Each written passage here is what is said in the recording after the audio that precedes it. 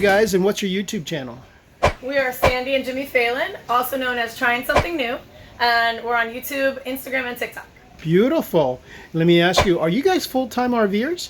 Yeah. Absolutely. We've been full-time in RV for over 8 years. We've been over 9 now. 9 years. And we've been in this RV for about 6 months. 6 months. Oh, but wait a second. Just you two? Oh, no. And 3 kids. 3 kids. So you guys would be in RVing that long with your kids. Yes. Beautiful. Call us crazy. They've grown up on the road for sure. Nice. So you know this video is going to be for those that are considering full-time living. And who knows, some of them may have families, so this is perfect. So let me ask you this. What kind of RV is this? This is a Cyclone made by Heartland. The model is a 4006. And the reason why we really love it is it's a toy hauler. And in the back, they have triple bunks. Oh, no, they have double bunks and a loft. And they're queen size, so something you don't normally get for your kids' bunk beds. Yeah, so we needed a place to put the kids, so we throw them in the back. So that's the reason why you picked this one, because of the bunk beds? In addition, no, not necessarily, but we love the layout because we came from a Class A where, you know, it's just in a line, right? You have all your rooms, right? And this one has a very specific, it's like a designated living room, a designated kitchen. They're like the separation of space is what we were really looking for. As well as a big master with a retractable bed, and then the bonus of the toy hauler garage with the drop-down patio. So this one ticked boxes for everything we were looking for. Nice. So then let me ask you then, what is the one thing that it's a must that you should have in this RV for you guys? Oh, well, you know what? Coming from the Class A, the must was the drop-down patio. I love bringing the outdoors in. And having that amount of like light and air and open to the outside, for us, we love the toy hauler because of that. Right now we're backed up on a lake, so we have lakefront property. Yes, and the sun sets right there. It's gorgeous. And it doesn't cost anything extra. So then, what would be the one thing that you could care less in this unit that it's like, eh?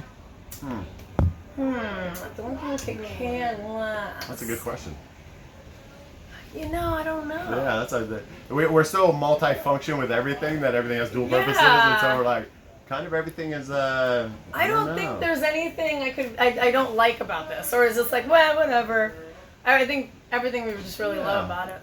Yeah, that's a good question. Sorry, it's a bad answer, but. And Jimmy, you brought out a good point because a dual purpose on items, it's a must in an RV, isn't it? 100%. Even our dresser in the back is a workstation also.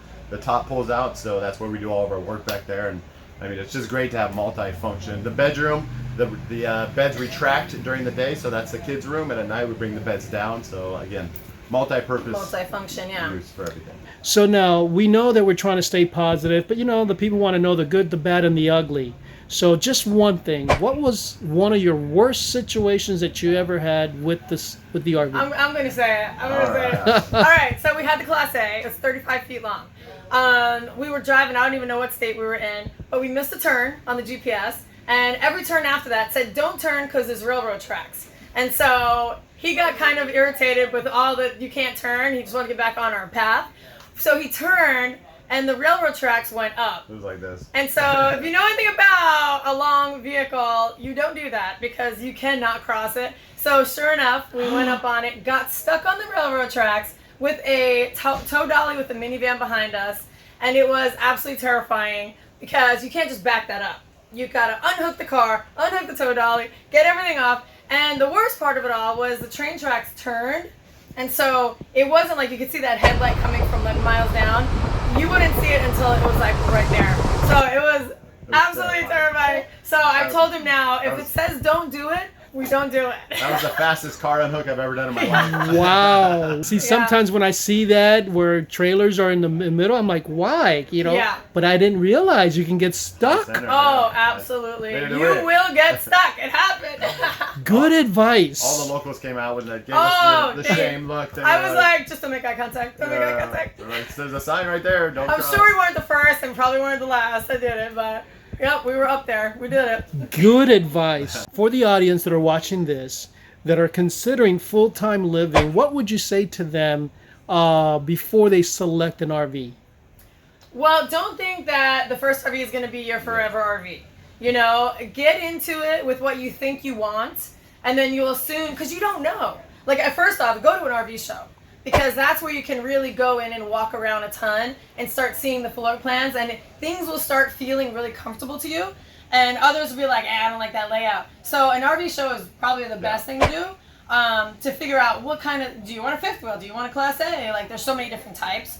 But don't think your first one's going to be the forever one, because so many people have multiple, because you realize once you live in it that you're like, I want something different. This is our second RV. This is our dream RV. We had the first one for 7 years, so 8 years, yeah.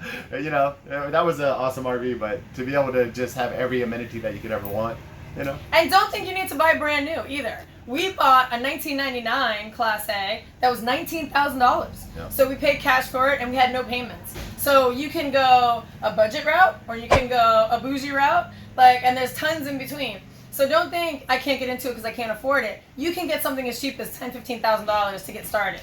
So that's what people, I think there's a misconception of like, I have to have a lot of money. And it's like, you don't, because we did it. We're living proof. We used to laugh. We would be not parked next to a Prevost, but we would be in the same park as a Prevost, and they're $1 million RV, and we're $20,000 RV. Having the same exact experience. Same experience. So, you know. Very nice. Well, what about those that have children? What kind of advice would you give them?